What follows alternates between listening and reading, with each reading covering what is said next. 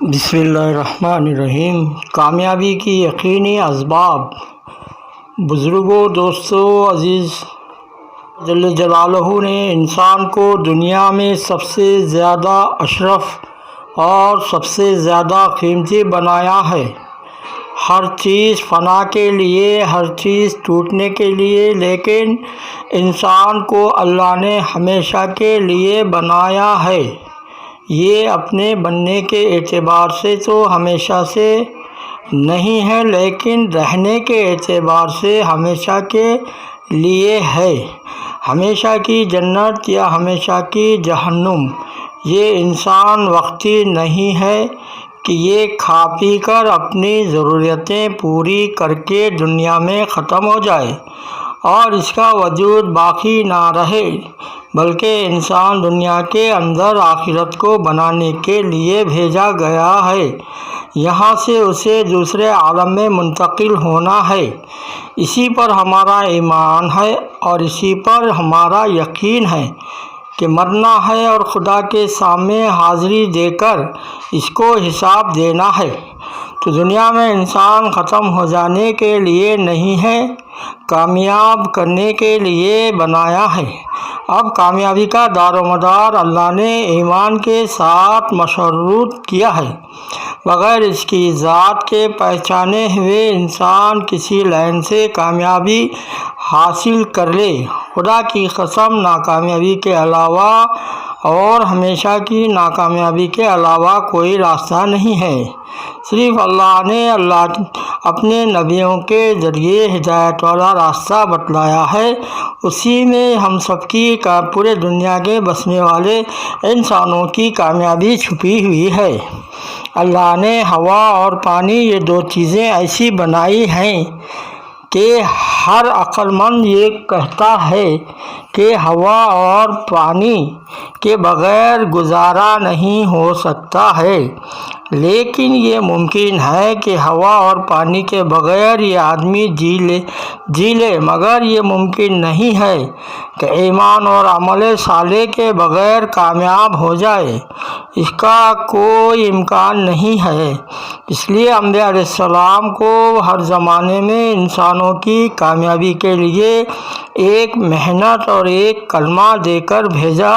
تمام انبیاء کی یہ مشترکہ بنیاد ہے کہ انبیاء اللہ رب العزت کی ذات عالی کی طرف، انسان کے روح کو اسباب سے ایمان کی طرف، دنیا سے آخرت کی طرف، چیزوں سے اعمال کی طرف پھیرنے کے لیے بھیجے جاتے ہیں۔ انبیاء آ کر انسانوں کو اپنی محنت کا میدان بناتے ہیں، قلوب اللہ کے غیر کی طرف متوجہ ہوتے ہیں اور قلوب اللہ کی ذات عالی سے پھیرے ہوتے ہیں۔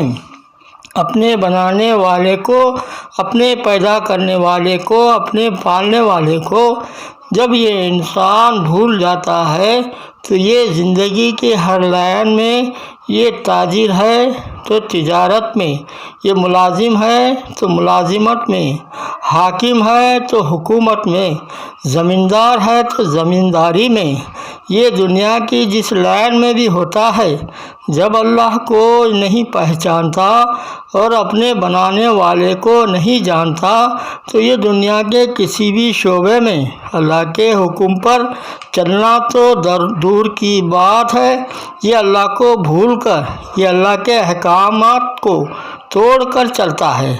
ہر حکم اللہ کے اس بنیاد پر ٹوٹتا ہے کہ یہ اللہ تعالیٰ کو پہچانتا نہیں اور اپنے بنانے والے کو جانتا نہیں ہے۔ انبیاء علیہ السلام آ کر اس محنت کو کرتے تھے کہ ان کا رخ اللہ کی ذات عالی کی طرف پھر جائے۔ اس لیے تمام انبیاء کی بنیادی محنت وہ کلمہ لا الہ الا اللہ ہے۔ جب تک یہ کلمہ دل کا کلمہ نہیں بنے گا، اور جب تک دل کا رخ صحیح نہیں ہوگا، لا الہ الا اللہ محمد الرسول اللہ، جب تک دل سے اللہ کا غیر نہیں نکلے گا، اس وقت تک کوئی عمل نہیں بن سکتا، اور جب تک عمل نہیں بنیں گے کامیاب نہیں ہوں گے۔ اللہ نے جتنے بھی وعدے کیے ہیں وہ تمام وعدے اعمال کے ساتھ ہیں، لیکن ان عملوں پر اللہ کے وعدے تب پورے ہوں گے جب اللہ کے وعدوں کا ان عملوں پر پورا ہونے کا یقین ہوگا۔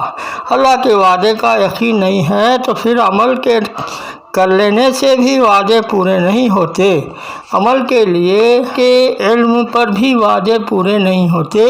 بغیر ایمان کے نہ اعمال پر اجر مل سکتا ہے، نہ بغیر ایمان کے پورا دین زندگی میں آ سکتا ہے۔ پورا دین زندگیوں میں آنے کے لیے اور اس دین سے پوری کامیابی لینے کے لیے ایک ہی شرط ہے اور ایک ہی راستہ ہے کہ اللہ کے وعدوں کا یقین سیکھا جائے، ایمان کو ایمان کی حقیقت کے ساتھ حاصل کیا جائے۔ دین زندگیوں میں یقین کے راستے سے آئے گا، معلومات کے راستے سے نہیں آئے گا۔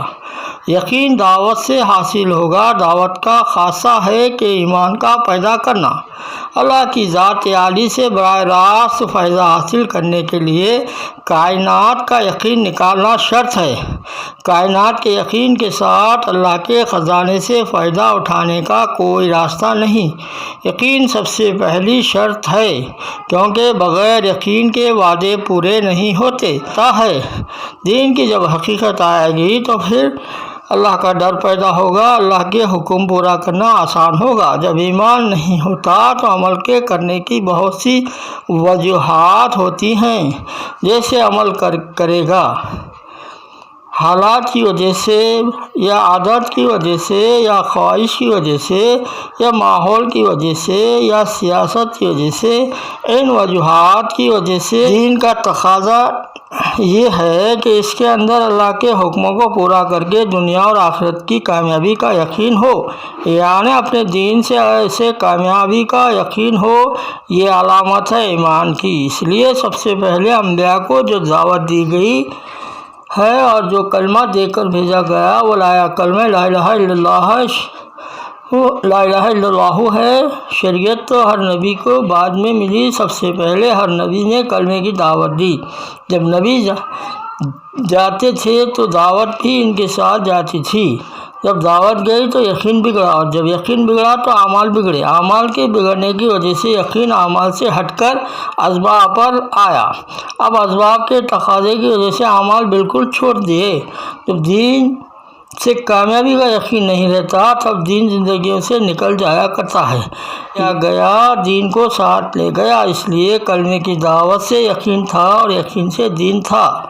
دین آیا تھا، یقین ہوگا تو دین آ جائے گا۔ یقین یعنی ایمان، دین یعنی اسلام، دین پہ چلنا آسان ہوگا۔ سبحان اللہ بحمدہ۔